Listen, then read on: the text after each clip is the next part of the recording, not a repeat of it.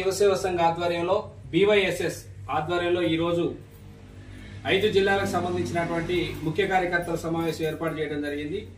భద్రాద్రి కొత్తగూడెం జిల్లా దమ్మపేట మండలం భారతీయ యువసేవ సంఘ కార్యాలయంలో ఈ సమావేశం ఏర్పాటు చేయడం జరిగింది. ఈ సమావేశానికి 70 మంది ముఖ్య కార్యకర్తలు ఈ కార్యక్రమంలో పాల్గొన్నారు. ప్రధానంగా ఏంటంటే ఏజెన్సీ ప్రాంతం కానివ్వండి, మైదాన ప్రాంతం కానివ్వండి, మాకున్నటువంటి మౌలిక వస్తువులు ప్రధానంగా ఒక మనిషి బ్రతకాలంటే తిండి కావాలి, కట్టుకోవడానికి బట్ట కావాలి, ఉండటానికి ఇల్లు కావాలి, చదువుకోవడానికి స్కూల్ కావాలి, వైద్యం చేయించుకోవడానికి హాస్పిటల్ కావాలి. ఇవన్నీ కూడా ఏ గ్రామాలలో ఏ ప్రాంతాలలో ఈ మౌలిక వస్తువులు ఇవ్వనే దాని మీద ఈ రోజు మేము చర్చించుకోవడం జరిగింది.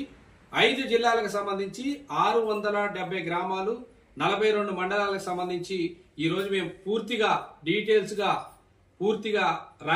రాయటం జరిగింది. ఈ రాసిన దాన్ని తెలంగాణ రాష్ట్ర ముఖ్యమంత్రి వర్యులు రేవంత్ రెడ్డి గారికి, అదేవిధంగా రాష్ట్రపతి గారికి, భారత ప్రధాని నరేంద్ర మోడీ గారి దృష్టికి తీసుకెళ్లి మా సమస్యలు మేము ప్రజలకు ఉన్నటువంటి మౌలిక సమస్యలు ప్రధానంగా యువతకు సంబంధించినటువంటి తప్పుదోవ పట్టకుండా, మద్యపానానికి మత్తుకి బానిస అవ్వకుండా యువతను కూడా వారి తల్లిదండ్రులు వారిని కాపాడుకునే విధంగా రానున్న కాలంలో భవిష్యత్తులో పిల్లలకి ఏ రకంగా మనం భవిష్యత్తు నేర్పాలి, ప్రధానమంత్రి నరేంద్ర మోడీ గారి నాయకత్వంలో ఏ రకంగా ముందుకెళ్లాలి దాని మీద ఈరోజు మాట్లాడుకోవడం జరిగింది.